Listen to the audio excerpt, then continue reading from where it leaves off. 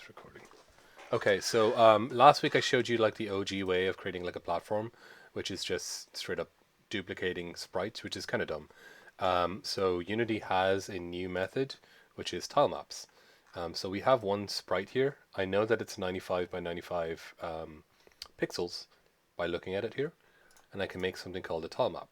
So if I right click in the scene, if I go 2D object, tile map, and I'm just going to do a default rectangular tile map. It gives me this grid. I have this tile map. I can name it whatever I want. So I'm just going to call this ground platforms. And you can see that the grid, this is 1 unit. So each of this is 1 unit size. Now if I go back to my sprite is 95 by 95, this specific one that I was using. So if I go to the main import, I can tell this import that I'm actually going to do 95 pixels per unit and hit apply. So what that will do is that will set anything, any kind of like whatever I put in there, it will understand that 95 by 95 pixels will fit in one of these units. All right. So if I make like, for example, let me make a sprite, and I'll make one that's, let's say, this big. This is why I'm annoyed, because it's not a square. And I make this. What's 95 times 2 is 190, right?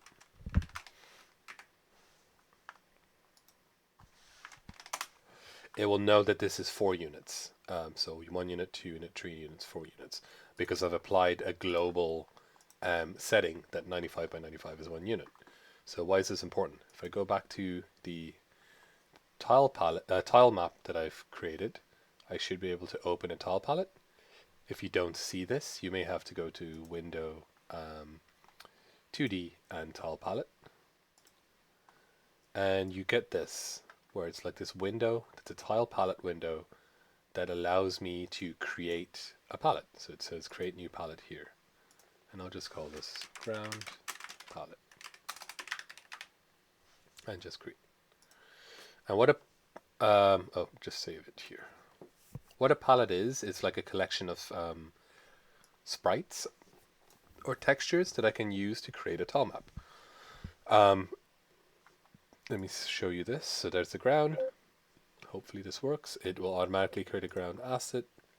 Cool. So you see that it fits 1 unit because this is 95 by 95, and I specifically told this sprite sheet that 95 by 95 is equal to 1 unit. So when I have this 1 unit here, what I can do with this is create a tile map. So it's very similar to, I think you all were using Pro Builder, right, in 3D? Were you not? Yep. Yeah, Yeah. we were. Yep. Okay. So it's basically like the same except in 2D. So I can do like paint with a brush, and I go, whoop, oh no, why isn't that painting?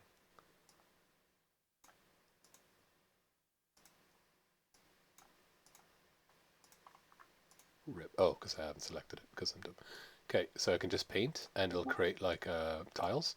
And if I have other, so let me bring in the other one, which isn't correct, but whatever. This one should be for, as you can see, it's bigger there. But let me delete that actually.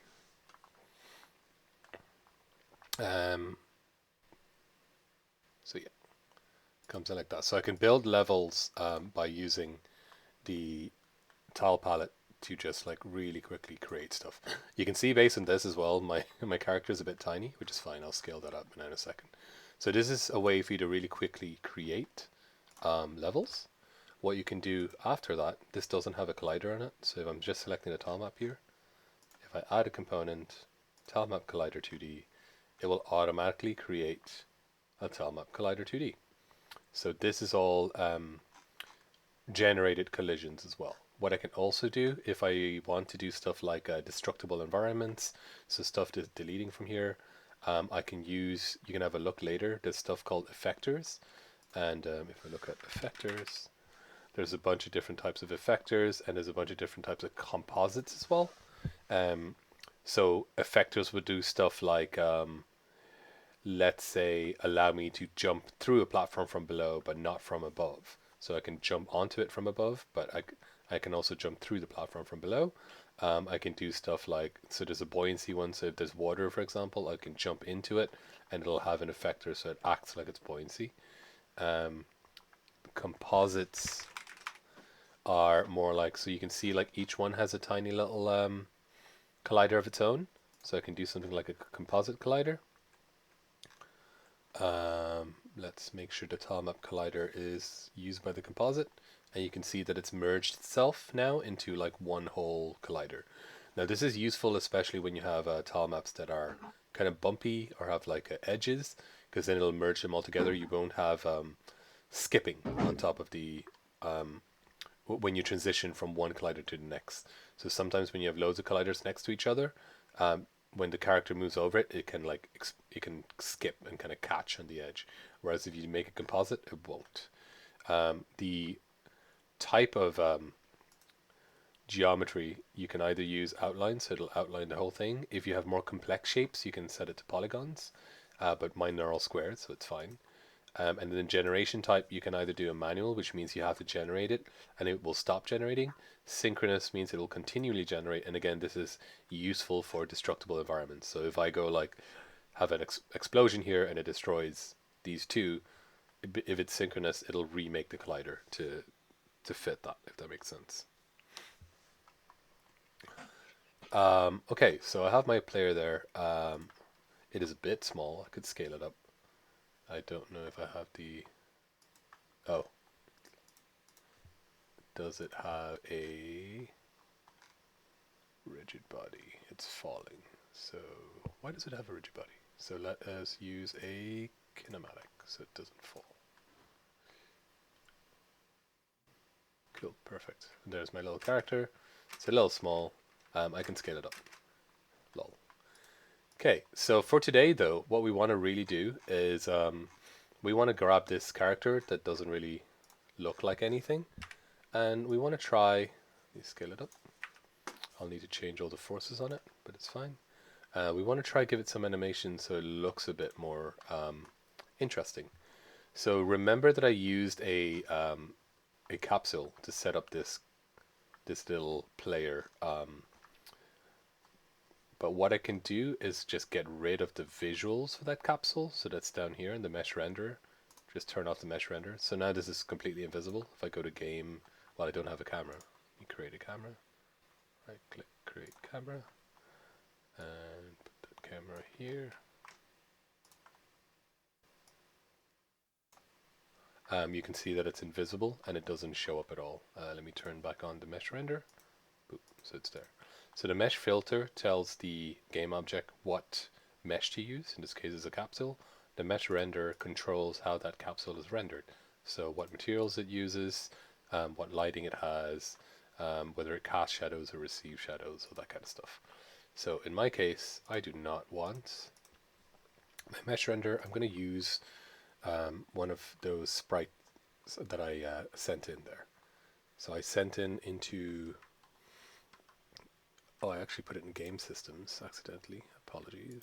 So I will put that into game design, sorry, game programming. Yes, it is recorded. I hope. Yep, it's recording. So it's there in game design. You can download that. And I'm basically going to import exactly that. So right click, import new asset.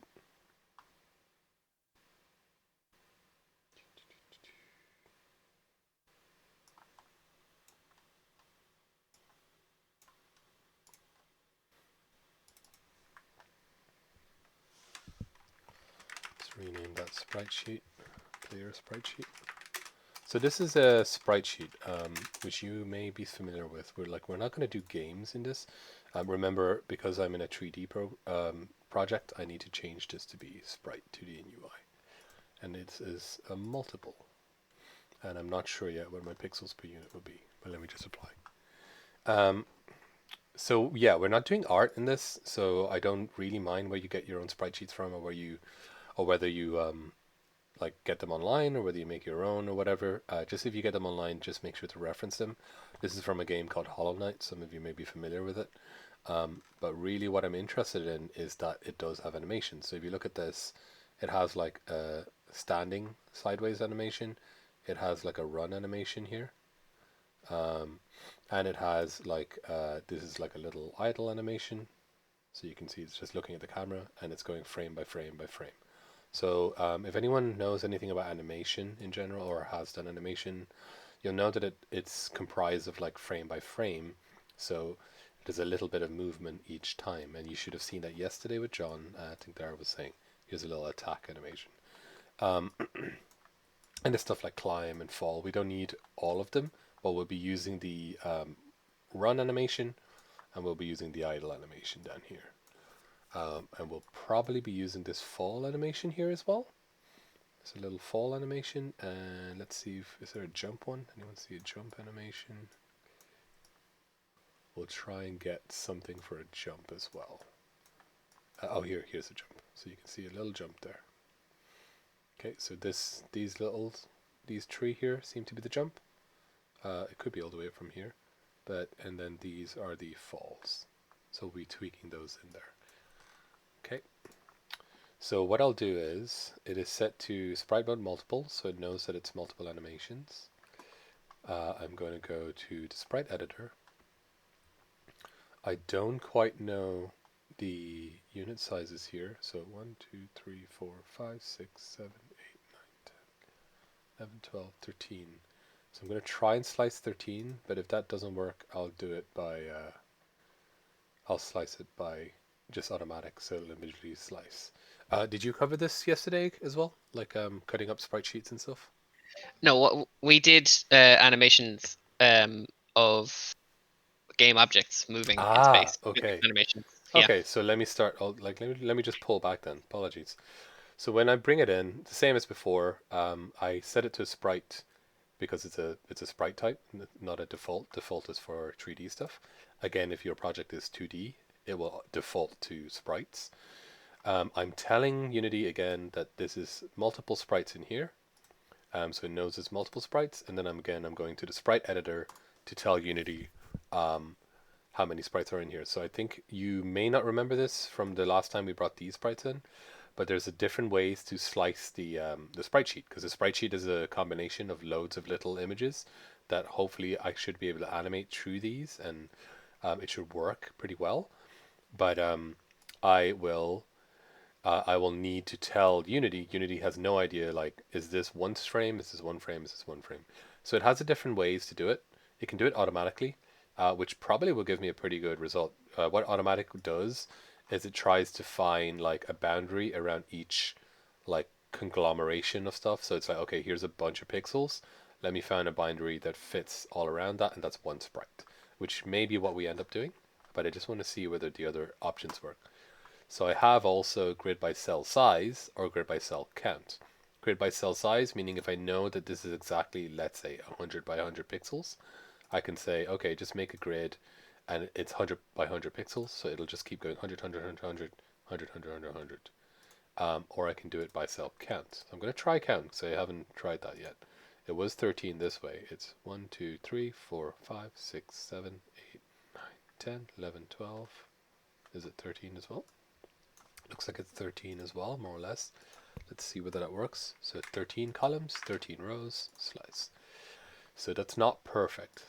So again, ideally people should set this up perfectly, but a lot of people don't. I just got this online. So sometimes people aren't aware of how to set it up properly. You can kind of see like these should be fitting inside that little square. So that won't work, but that's fine. Let's go to the automatic instead, and we're going to delete existing, meaning like it deletes everything that exists here right now. Slice that. That's much better. You see automatic does what I said. It grabs individual collections of frames. Sometimes it does stuff like this. Probably there's a pixel here hiding somewhere, and we don't need that, so I can, oops, need to grab the blue one. I can grab that and close that in. The other thing to note as well is the pivot point. So this little center is the pivot point, meaning that when it's spawned in the game, that's where it will spawn from. That'll be the center of its spawn. So it depends what you need it to do. It's also where it'll rotate around. So if you ever have like a sprite that you need to, let's say, like rotate around, as if it's from the center, you want the spawn point in the center. If you want to rotate around this and have it flip around its foot, you'll need that to have it on the foot area. So that's what pivot points are. You can also name each sprite by going here and naming them. I'm actually not going to bother because there's so many, but I'm just going to fix these a little, just these ones, because we'll be using them for the run cycle. Cool. So the first, I'm going to hit apply. First thing I want to do is I want to create like a empty game object. So remember, I don't know if you remember, but at the start we talked about having all the code and all the physics on one player object, which we have. So this has a collider, this has everything on it. I also want to create, I'm just going to create an empty below it, and this will be my animator, and my animator controller will live here, and below it will be my sprites. So I'm separating it away from the player. Another reason why I can do this, so let me add a sprite. I'll just add one of these sprites. Let's do just this little idle one. Child it to the animator. Position, let's set it 0, 0, 0, so it's exactly on the animator. It actually turned out to be a pretty good size, but let's have a look at the collider. Okay, probably need to scale it up a little bit. So I'm going to scale it from the animator instead, because that means everything below it will scale following it.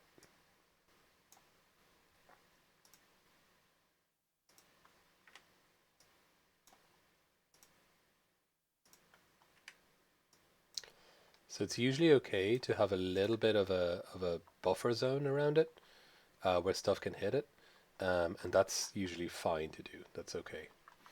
So if I press play now, that should be my visual.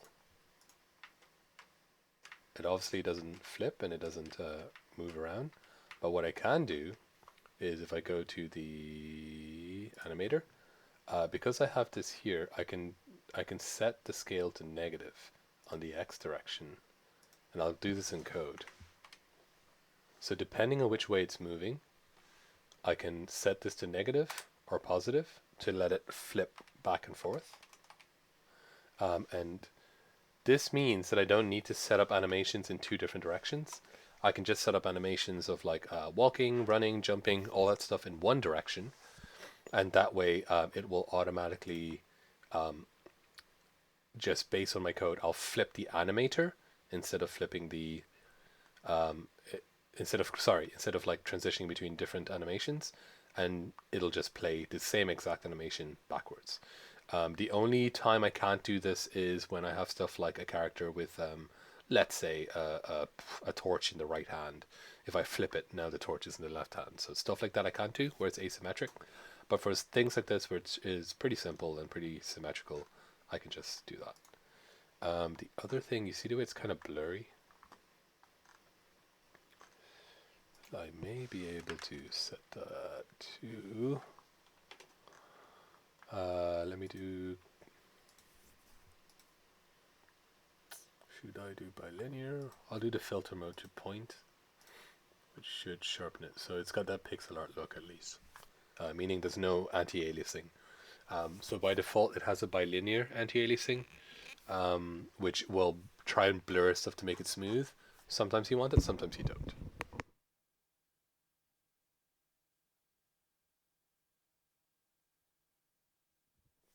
Okay. Cool, so I have that set up. So I'm going to do the first thing, which is just the simplest thing, which is literally just based on my, based on my current speed. What will I flip, and how much do I flip it by? So I need to declare something to flip. So in this case, I'm going to declare, yeah, it's where the animator will live. I don't have an animator controller on it, but I'll just call it animator game object. So GEO.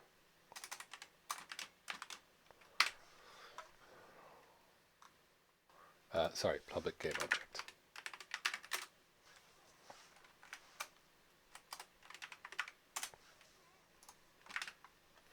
So I've declared that. It should now exist in Unity. And I just need to drag that animator into it so it'll know that that's the one I'm referencing.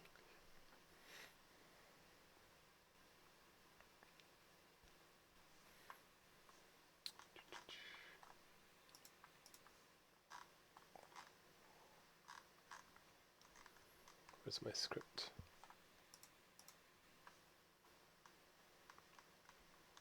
There we go. So public animator go. Dump that in there, and I know that I'm going to mess with that. Anyone want to hazard a guess as to what I should be doing here?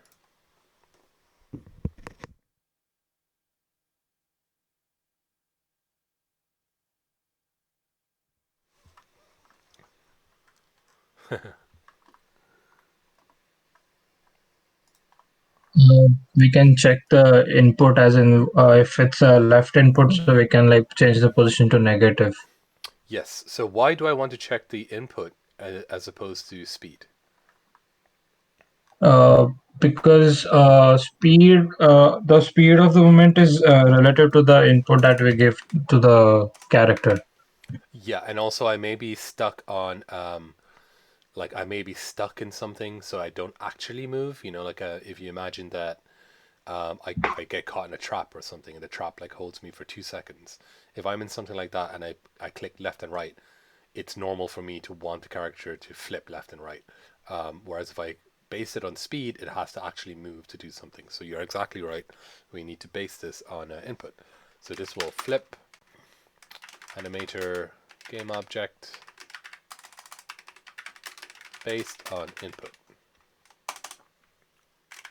and flipping animator game object.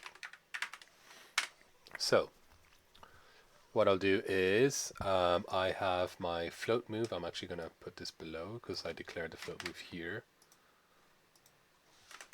And then that way I can make sure it's updated. Otherwise it'll be getting the last float move. It's not a big deal, but...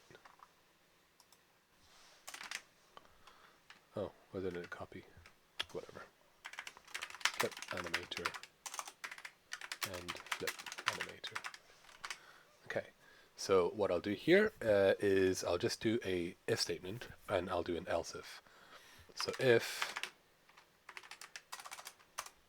move is greater than 0, so I have any input in the right direction. So animator go dot, and I'll change the local scale of that animator. Sorry, I may have to do transform dot local scale. Yes. And I can actually, I probably don't need to even do game object. I could probably just make this a transform because really all I need from it is the game object. Sorry, is the transform because I'm going to flip the transform, not the entire game object. There's no right or wrong because I could also use it to access the animator, but we can create a separate public animator just for the animator. So let me go back here. So this is redundant. Animator go that local scale. So I'm going to change its local scale, and I do need to declare a new vector vector 3 because it is seen as a vector 3. If I go back to it, there is a vector 3 xy, sorry, on the animator xyz. So it's got 3 units, so I need to declare all of those. And all I want to mess with is the x-axis.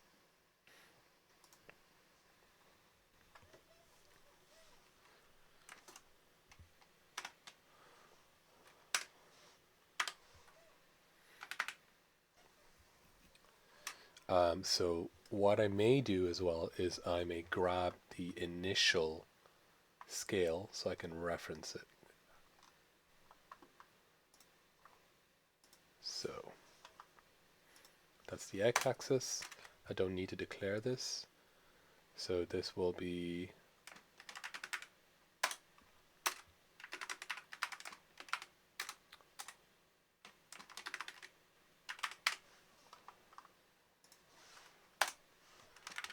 So I'm creating a transform, and this is a separate transform.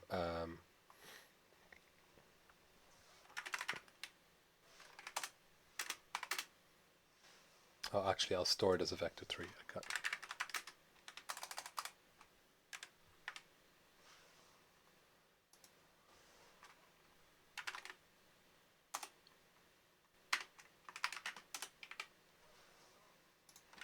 Cool.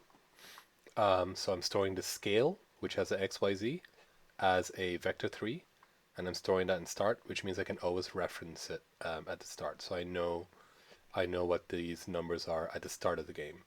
The reason I'm doing this is I may go in and scale stuff later. So I might scale the animator up or down depending on how I want to mess with the player, and I want to have a reference of how it was initially. So I'm storing it as vector 3 because it has 3 different units x, y, and z, and I'm referencing the transform animator go.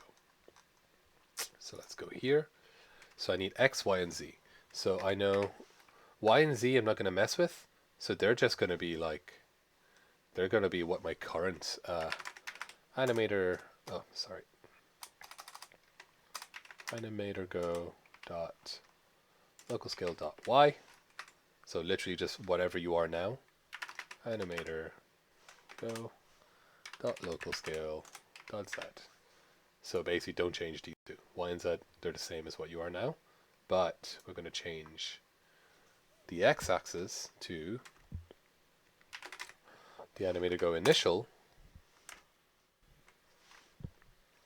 dot local scale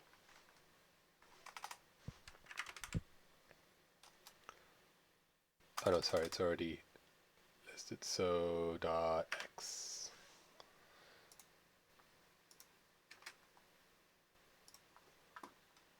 Actually, I don't even know when we're doing this. We could even just do float animator go initial, and it'll just be the x, because I actually only care about the x-axis.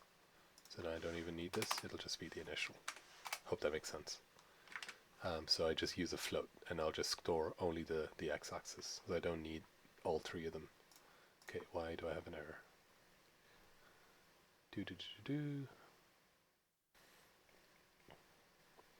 Oh, sorry, I need to put new vector.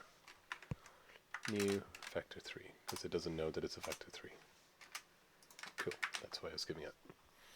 Okay, so it's a new vector 3, it has the x, the y, and the z. Y and z will stay the same, and the x is whatever my initial x was, except negative. Oh no, sorry, when it's right, do I want it to be positive? So that depends. No, right, I want it to be positive, so it will be positive. Then I can literally just copy that and do an else if. So I'll change it to else. If move is less than 0, then it'll go negative. Save. Job done. Now, because I've set this up and it's flipping the animator, it's not flipping any of the animations. The animations are childed to the animator, so they'll follow whatever the animator's doing. Whenever I go and set up the animations as well, flipping the animator will just flip all the animations. So happy days. Oh, sorry, I need to assign the variable because I change it to a transform, and whenever you change the type, it loses the reference. Cool. That should be good. Perfect. So it swaps left and right. Cool. Should I pause there for you all to do it, or will I keep going? I don't mind either way. Here you can see the reason why I use the capsule. Because I can do stuff like jumping over small, running over small stuff. I need way more jump force.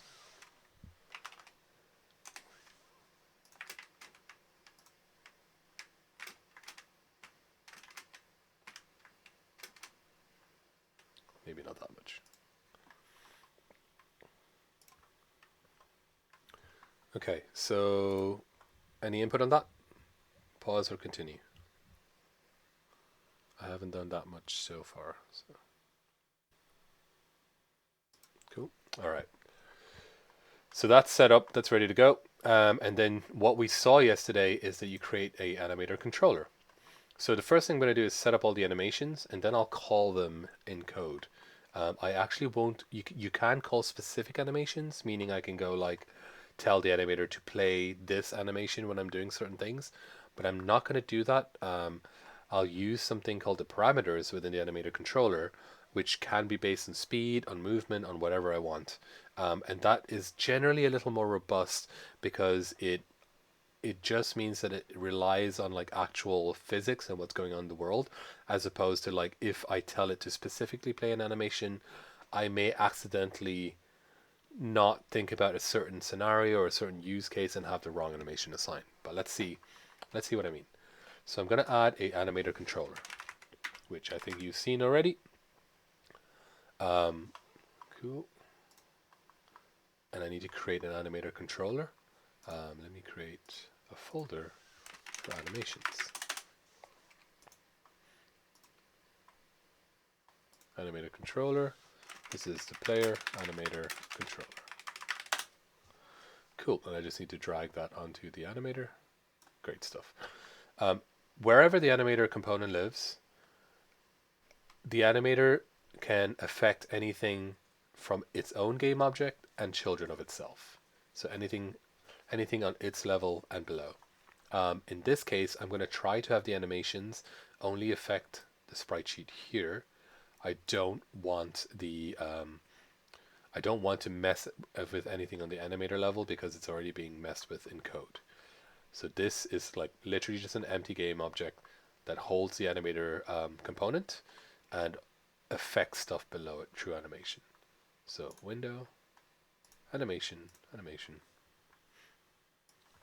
Here's my animation. Because I have an animator set up, it allows me to just go ahead and create an animation clip straight away. I'm going to work first on the run. I do idle first? No, let's do the idle first. And it can just be one frame. We don't need to be complex. But let's see what we have. Let's go to the animations.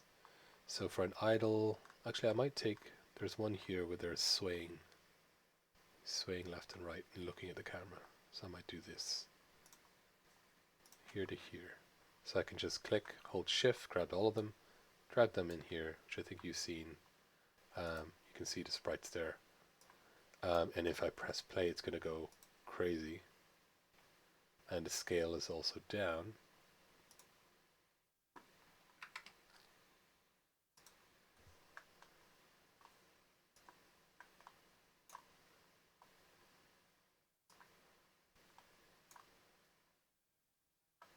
Oh, I need to hit record, sorry. So I'm recording this. And let's individually change at each timestamp. So timestamp 1, it'll be that. Timestamp 2, it'll be this. Did it not go in? Timestamp 3.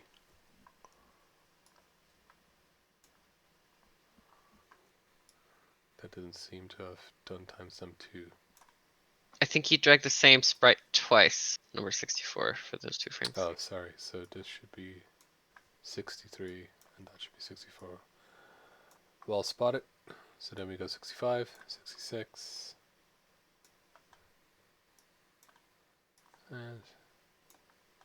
and 68.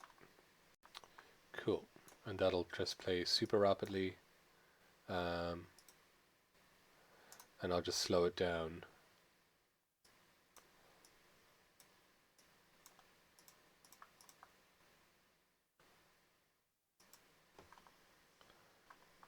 Where is the frames? You can also set it for seconds of frames. I actually prefer frames. And I'm going to show this sample rate. So it is on 6. I don't know why they hid this nowadays. These used to just be exposed. The sample rate is, this is at 60 frames a second. That's why it's going so fast. I can drop that down to like, let's see, 10 maybe. So you can see it kind of like animating, and that's its idle. Maybe a bit faster. 12. Cool. All right, so that's the idle animation. Great stuff.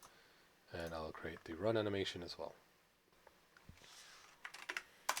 And remember, my default is facing right. So I'm going to get that animation to face right. And I want this little run cycle here. Yeah, right here. So again, record, make sure I'm selecting the sprite sheet, and it's on frame, so that's good.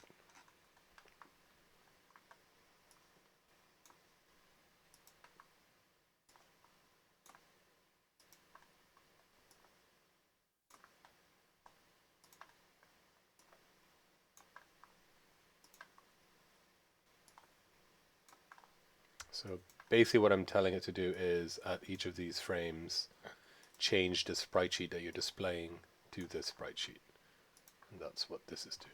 So this should hopefully loop samples at 12. It's maybe a bit fast. Oh, it didn't save. That's maybe a little slow now. Let's go to 15. Okay. So I just have these two set up right now, idle and run. And I'm going to set up these first as the basic animations. So if I open the animator window, animation, animator, just bring that here, select the animator. So I have my idle and I have my run. They both exist in the animator controller. The one that's default is the idle because that's the first one I made. It always sets the first one you made as default. You can change that by clicking on the other, right-clicking on the other, and I can set it as a layer default state. Meaning, if I press play now, it starts the run cycle straight away.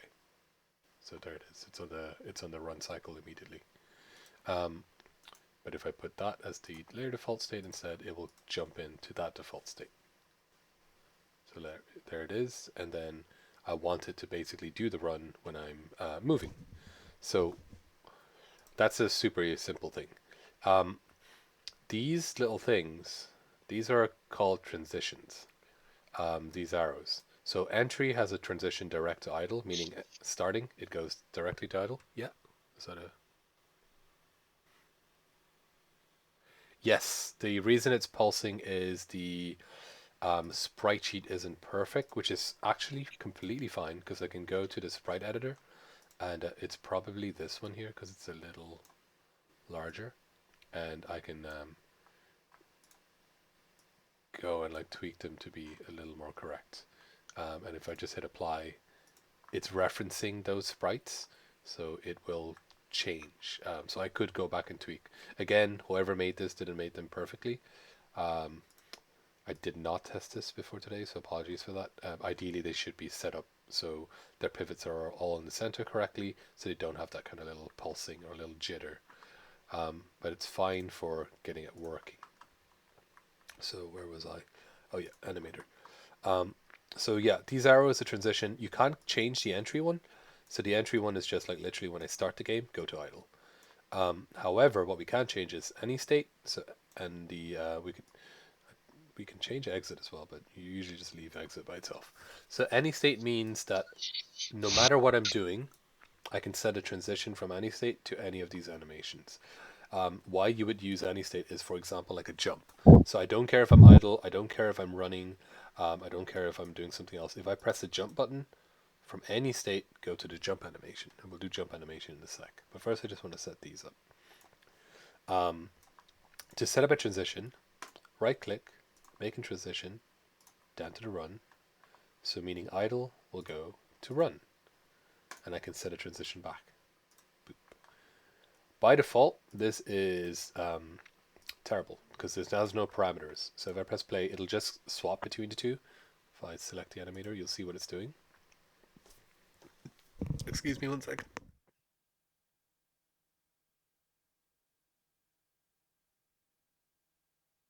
Excuse me. So that's a concept I want to have. I just want to control when it does all these transitions. So if I click on these, it has, scroll down, a condition. And it doesn't have any conditions. So I want to tell it to have a condition. And to do that, I need to go to parameters. And I need to give it a parameter. I will probably give it a parameter for, I would say, move speed. Can call it anything I want, but I'll call it speed. And it'll probably be a float. So speed. And this way, if I'm moving, it'll play run. If I'm not moving, or close enough to not moving, it'll play idle. So it should swap between them. So I've given it a float, so I'm going to set a condition. So as long as speed is greater than, and you can set 0, but I sometimes like to set it at 0.1 or like 0.01, and I'll show you the reason. So if I press play, did I expose my move speed? I'm pretty sure I did before. Current speed, okay. So if I move, it does go back to 0, but sometimes it may stay at like 0.0 something, and sometimes like if I'm moving, like barely moving, like I kind of am now, I'm barely moving. I don't really want the animation to start playing right now. I only want it to actually start playing when I actually begin to pick up some speed. So the number here depends, but as a default, let me just set it as speed greater than 0.1. Go to run, and go back when the speed is less than 0.1. Now what this means is I can't have the speed, the number speed, take into account right and left. Because if it's going right, it's going to be positive. If it's going left, it's always going to be negative at less than 0.1. So whatever the speed is that I send to the animator, that's going to have to be an absolute. So if you remember the mathf.abs, so that will give me the absolute number. You can also do magnitude. It's the same thing. So let me go here. And I know I have my current speed is my rb.velocity.x. So I'm already detecting my current speed. And all I really need to do is get the absolute number of this and send this to the animator. So it's right there. I even have the mathf.abs current speed that I'm using here. First, I need to declare an animator. So again, public animator. I don't have to do public. Let's do a private animator. We don't need to do public. Animator, and let's just call it anim to be easier. And how do we detect that anim? At the start of the game, anim equals to get component in children.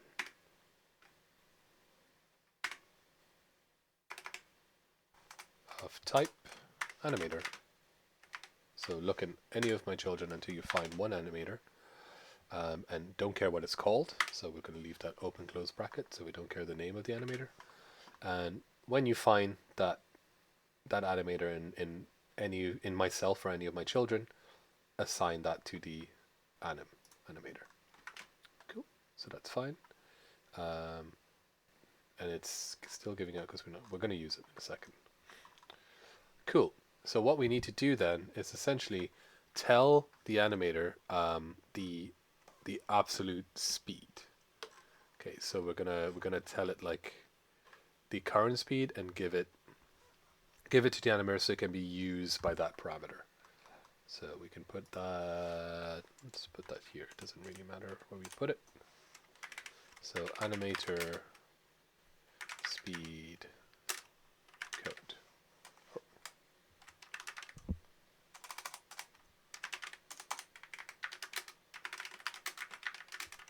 And this is very simple. So we've already assigned the animator, so it's just literally anim.set float. And we just give it that name. It is case sensitive, so I'm just gonna need to double check what I called it. It's just speed with a small s. And I need to make sure that's case sensitive. I can declare it as a string. And I can set that float, comma, so you can see there's the int ID here. So I can either set it by the int as a number, so this is number 1 because it is the first parameter, or I can declare it like literally by its string. But I just need to declare it as a string. And then I need to do mathf.abs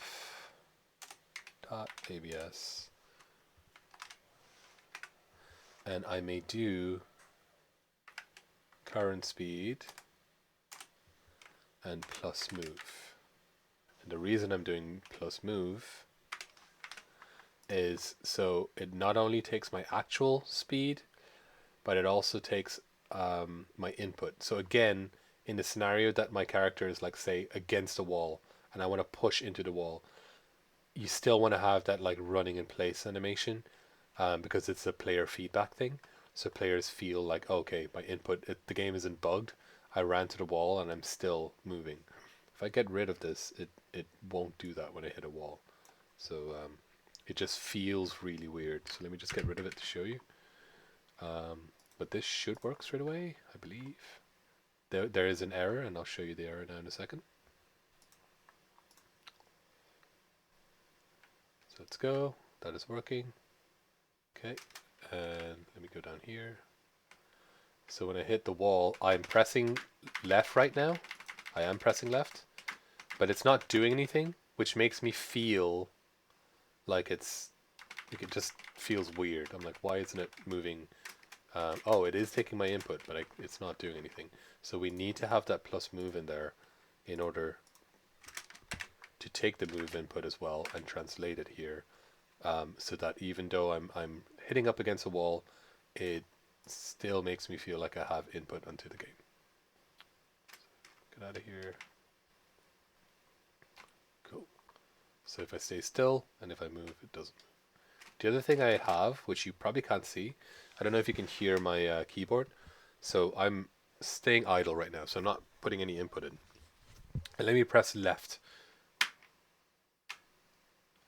So I'm pressing left, letting go of left. So you see there's a slight delay there, and it takes a while before the transition happens. You can see that here as well, the animator. So again, pressing left, and then letting go of left.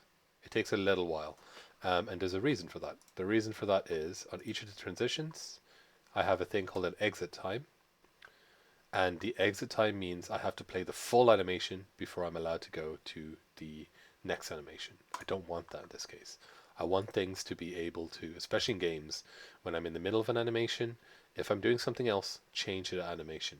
And it won't be instantaneous. This is a transition time. If I open up settings, there's a transition duration. This is the time that it takes to transition to the next animation. I can have this instant, so I can make that 0, meaning it'll instantly transition to the next animation if I stop putting in the input, or it stops getting the speed parameter input. However, I may or may not want to to have a little bit of a delay, because then it feels a bit more like the character is a bit more real, because people don't snap back to the other animation immediately. Now, this is not as big a deal in a sprite sheet, but in your 3D animations that you saw yesterday, that's much more of a deal. So if you imagine, like, if I have a cube spinning, and I have an as one animation, and the other animation it just stays still, I don't want it to go from spinning and snap immediately still. I kind of want it to slow down a little bit and become still, and that is dependent on this transition duration. Cool. What I might do is pause here for a second and let you all set that up. So to do jump and fall, I probably need to set vertical speed, and I need to check whether it's moving up or down. So I'll control whether it's moving up or down. And the other thing is, if you note here, I have this set to, like, if it's running, it will move. Sorry, if I'm moving left or right, it'll play the run animation. So this may be an issue, because I may do a jump, and in midair I may like want to control my character, so I'm moving left to right. And if I do that, what will happen is that it might go to the run animation, which is not what I want. I don't want it to be running in midair. I want it to still control left to right, but I want it to be doing a fall animation. So in this case, I probably need to double check. Oh, sorry, is the screen not sharing?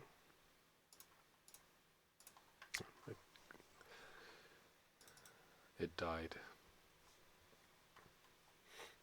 So what I need to do is I need to check the both the vertical speed, and I also want to check the grounded condition. So basically only play the run animation when I'm on the ground, when I'm on something. that isn't me as a player, and play something else when I'm in the air, let's say. So I might have like a fall animation that just loops, and I don't need to care whether I'm moving left or right, but I wanted to keep playing the fall animation and not coming back. So let me add those parameters now. So first of all, I'll add the bool parameter. So this will be grounded, and this will be if it's grounded. So I'll need to change those transitions. So if speed is greater than 0.1, and also if grounded is true, do the run cycle, and the same if speed is less than 0.1 and grounded is true. So it'll only do these two animations if grounded is true. And I'll also add then another float, and this will be my v speed. So I'll call that v speed for vertical speed. And again, same thing as before, I just need to track the vertical speed. I don't think I tracked that anywhere here yet, do I? I give it a jump. Input that gets p space grounded equals true.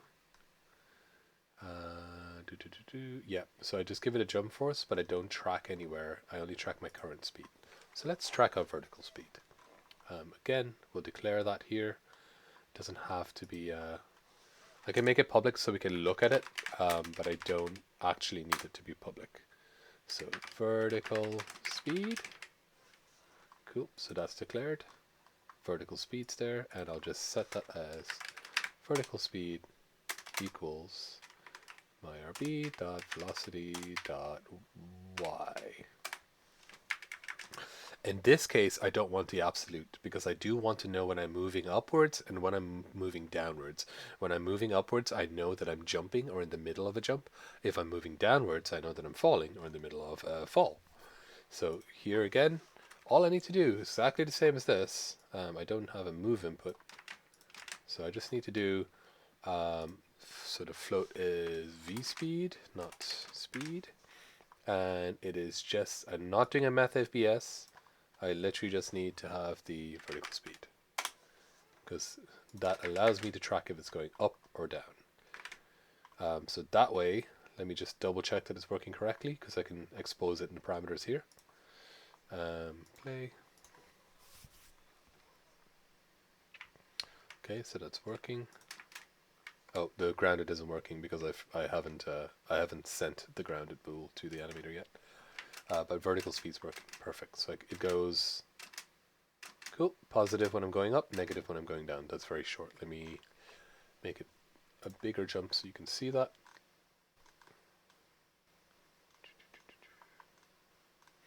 I was there. It is 400. Cool, positive and negative. So positive when it's jumping, negative when it starts falling down. Perfect. So now I can do stuff like a jump, which will probably come from the any state. So whether I'm idle or running, no matter what I'm doing, I'll jump. And then I'll do the, fall from any state as well. So let's have a look back to the code. I need to declare my grounded. So I have my grounded checks here.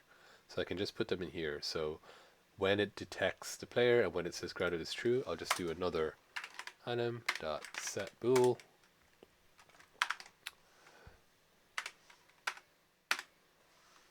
In this case, it's going to be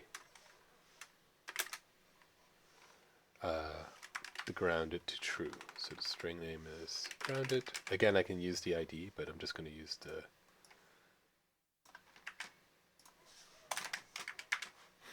anim.setBool grounded is true. So that should be tracked now. Oh, sorry, this is false. So as it's doing the grounded, it'll also set the animator grounded bool because this is completely different to this grounded. One only exists as a parameter on the animator. Cool. And I pretty much have everything I need to set up a jump animation. So let's set those up really quickly. So window, animation, on the animator, press red, create a new clip. And this will be, save those in animations. Let's do a jump. So this is me jumping upwards. project.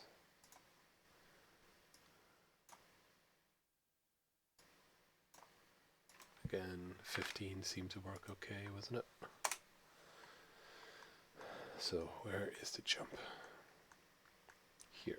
So up till about... Why isn't this one rendering? So this, and this seem to be jump. And then we should be able to use these as the falls. So let's do that. So this is jump.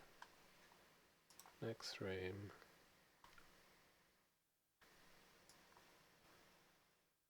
That.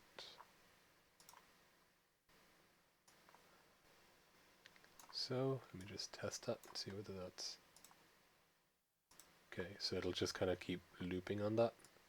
Maybe less. I could even do one frame actually. Let's see how that works.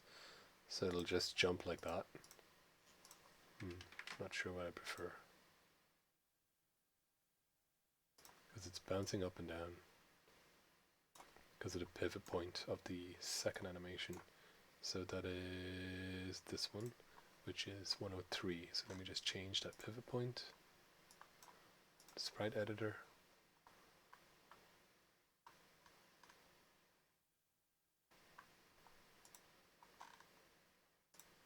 So pivot point is gone a little low. That hopefully should, yeah, there we go. So it stops bopping up like that. So that is jump. Happy days. Let's go to fall.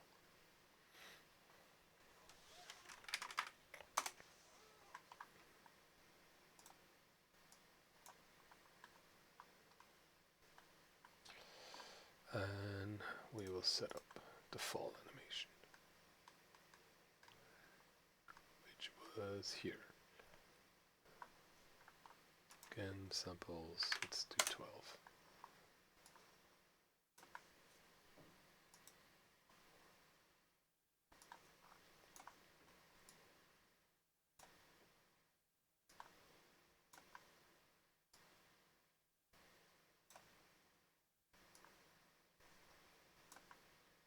Oops.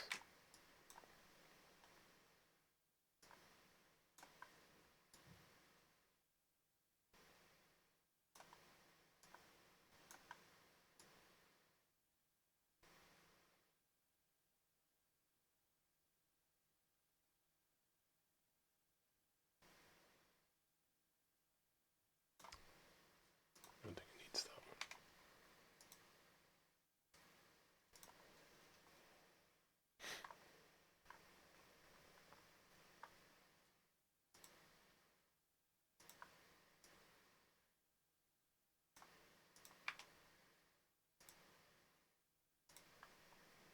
one.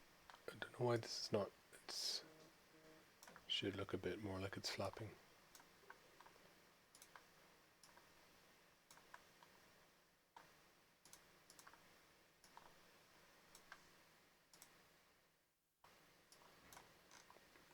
Doesn't look like it's animating. It is. They all just the same frame? Don't they shouldn't be. They should be slightly different. Let me just use 2 frames.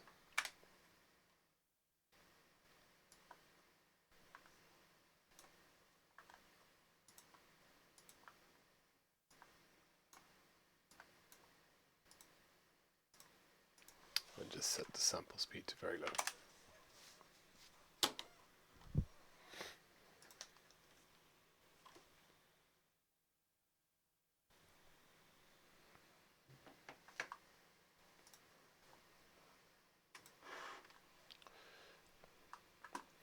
Cool, so let's set up the animator now. So I don't care what state I'm in. From any state, if I jump, do the jump. So make a transition there. So what I need to know here is, for this parameter, as long as my vertical speed is greater than, let's do 0.1 again to be safe, because I might like hit a little bump in the ground and I don't want it to start doing a jump just yet. And my grounded is false, so if I'm off the ground. then do the jump. And then from jump, more than likely, I'm gonna transition into fall. So set that up. You need to remember not to put exit times in.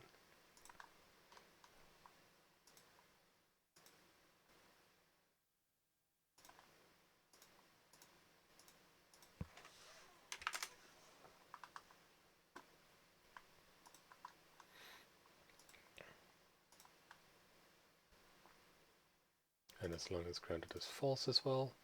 So as long as it's going negative, it'll jump to that. And also from any state, we can also do one direct to fall. So like if I fall off the edge, I want to go direct to fall as well. So if I fall off the edge, vertical speed less than 0.1, and if grounded is false. Cool. And then from the fall, more than likely, I'll probably go back to idle. So having your animator neatly set up also makes it easier to debug stuff. So I do find it easier to kind of have stuff like this. So make a transition here. So from fall, most likely I'll go back to idle, even if it's just for one frame before going to the run. So as long as vertical speed, actually I don't even need vertical speed. Essentially, as long as grounded is true, just means I hit something and I'm on the ground, I can go back to idle. Cool. Alright, so let's test that. I believe all the parameters are exposed. They should all be working.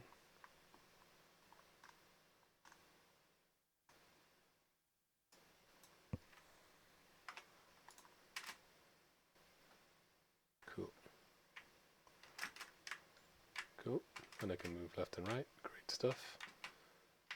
Animates there. Stops. Cool. There's just a couple more things I'd like to do today. So one is, I would like to have the camera follow the player. So the cheap is, first of all, I don't think this camera is correct. No, it's not. So the projection of this camera is perspective. That's why when I press play, you may see sometimes in the game mode. Let me go. You can see it looks like it's on top of the ground as opposed to here where it's like, it's actually right on top, but this one looks like it's a little bit inside. And that's because my camera is actually a 3D camera. It's perspective based. So if I go on a 3D, it is seeing, you can see it like from me where I am, depending on the angle, it sees the character as below or above, even though on the z-axis it doesn't change, it's just my angle. So to change that, I'll just need to set that camera to be an orthographic camera instead.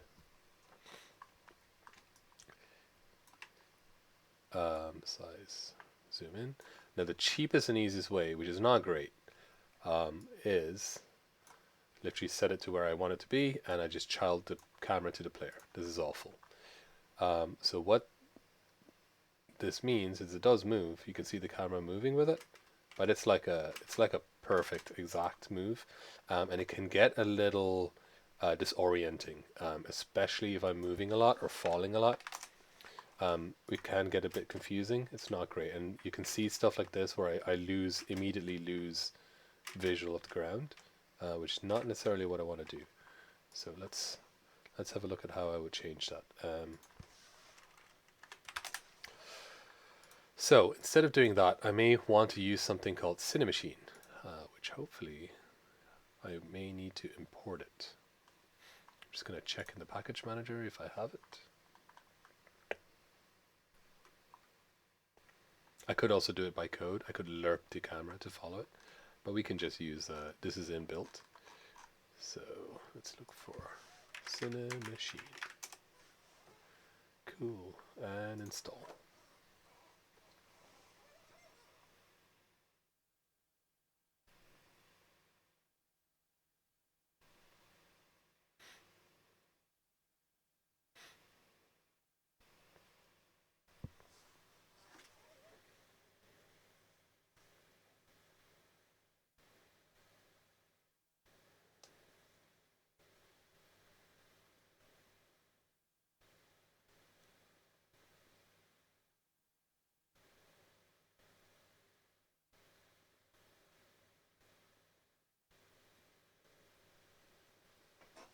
Cool, so that's in.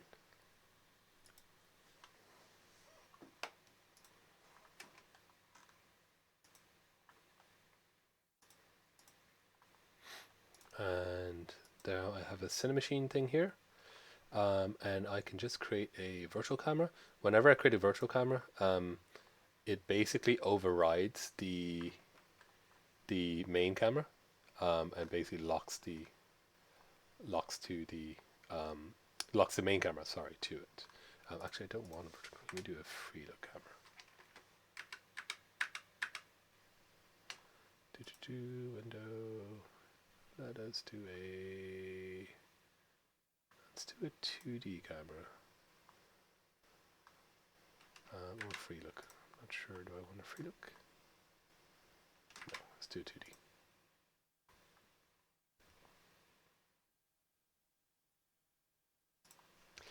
Cool.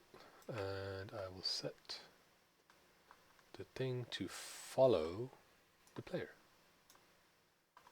Cool. And then I just need to adjust camera itself.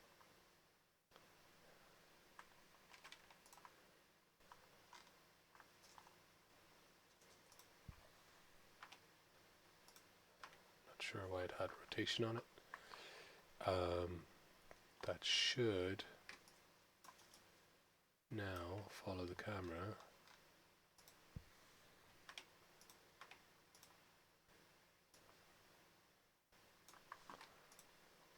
Follow the player. Okay, let's go. So now, I don't know if you can see that a bit better. Let me maximize. Instead of the camera following it exactly, it kind of has a little, it has a little delay. It's way smoother. And these like red lines, these are like the boundaries. So basically within this blue line, I can move at certain speeds and it'll try and catch up. If I hit the red line, it won't let the player move further than this red line. And I can adjust these reds, so I can create the boundaries so they're way smaller and around here. Or they're way bigger, it just depends. It also allows me to do things like if I fall off the edge, it allows me, you see the way it's going to drop in there? And then when I hit the ground, it'll catch up to it. Okay, so it's useful. So speaking of falling off the edge, let's also do something so we don't fall off the edge. Let's not fall off the edge if we can. So that's set up. Let's also create a, let's create a cube, why not? And let's scale it. It's really big. I'm going to make it really tall as well to make sure I catch. Drop that down here. Don't need the mesh render, and the box collider should be a box collider 2D. Now this is going to be my my kill box. So if the character hits the kill box, it's just going to get reset. All I need to do with that is I need to give it a little script, super quick script. So kill box.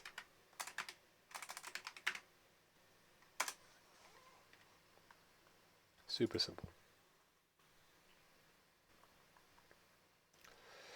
And if you remember from before, if I set this to a trigger, it will detect any colliders that go into it.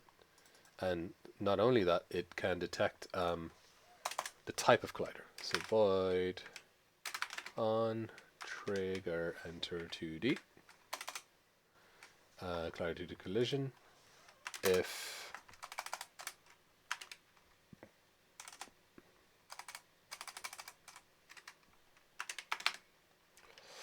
If the collision dot game object dot tag is equal to what was it called? Player. Is it player with a big P or a small p? Big P, player. Then we will reset it to, oops, double equals. We will reset it back to a spawn point. So we can just delete all of these. and I just need to do public. Actually, no, do you know what? We're going to find game object. So we're just going to call it transform, and we're going to call it spawn point. And why did I delete the start? I need to start back.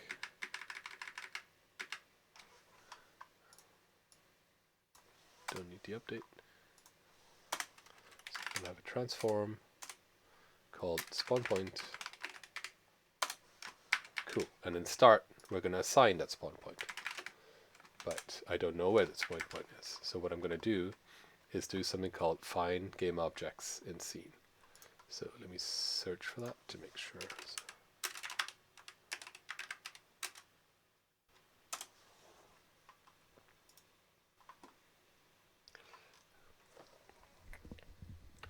So I can do a find game objects with tag and get like a whole list of them, or I can do a one find a game object with tag, one single one. Let's do find game object with tag, one single game object. So spawn point equals game object dot find game object with tag, and let's call it spawn point. So this will search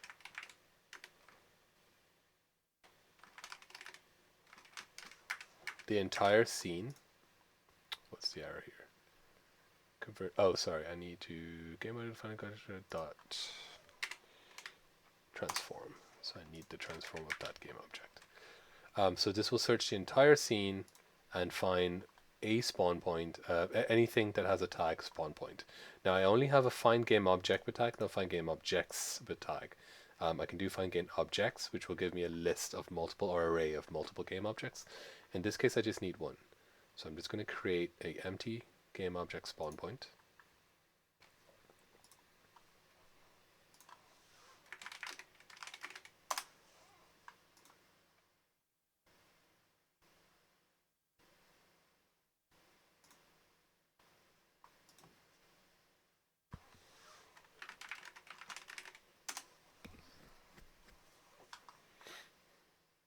Did I spell that correctly? Spawn point, great. And set this to spawn point. Cool. So this will automatically take that transform and it should find it. And it will set that to this spawn point that we have here. So if I get a collision with a game object of type player, let's do that collision dot game object dot transform, and let's set that to the spawn point.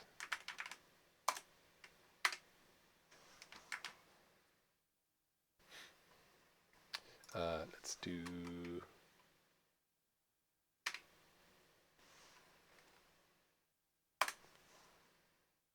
spawn point dot position.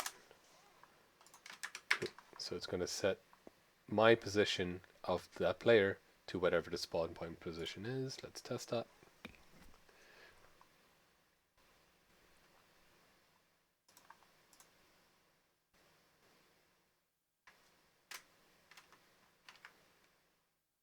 Cool. All right. So that basically, let me stop maximizing. Cool. So it just instantly spawns it back up there. All right. And in the future, we'll do stuff like we can do lives, and we can set a UI up to track lives. We'll use the game manager to track like score, points, stuff like that. So this is starting to become a full 2D game. Okay. Let's see what else. The only other things I'd like to cover today is let's do some physics materials. So right now on the player, if I look at the rigid body, it doesn't have a physics material. So it's just using a default physics material. So the interaction between the rigid body and other rigid bodies is default. So let me create a physics material 2D.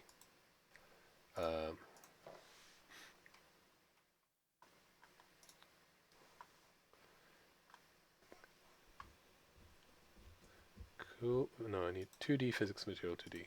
You go away, you're a 3D one. And this one I will do a 0.4 probably is okay. I think that's default.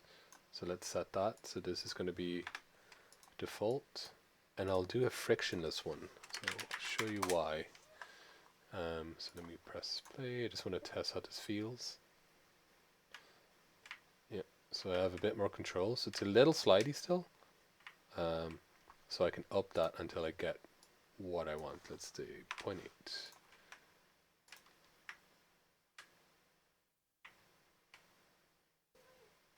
Yeah, so that's a bit better. I can even put bounciness, which means like if I hit the ground it'll bounce up and down as well, but I won't in this case.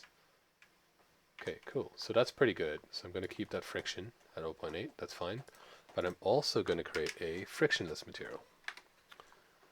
So this is frictionless physics material 2D.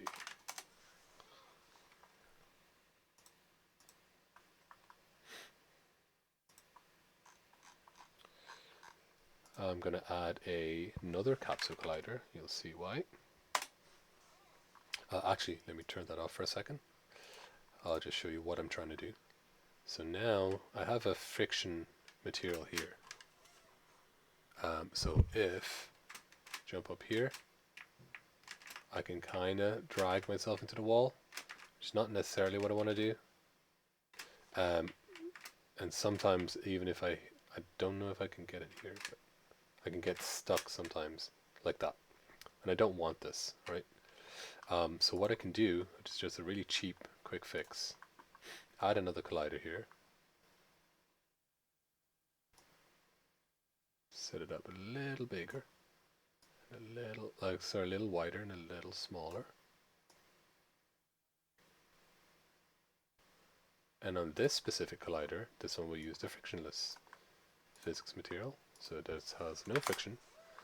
So it's gonna just slide off anything that I bounce into. So I can't even, no matter, I'm pressing like hard right as much as I can. Let's see if I can try to get stuck here again. No, I can't. I either go above.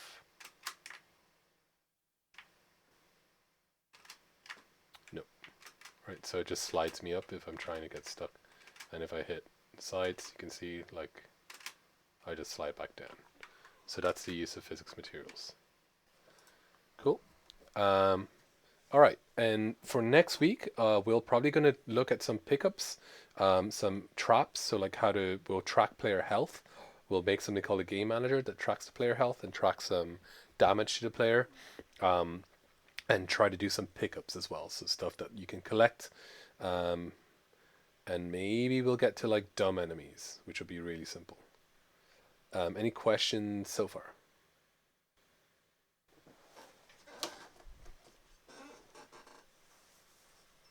All good?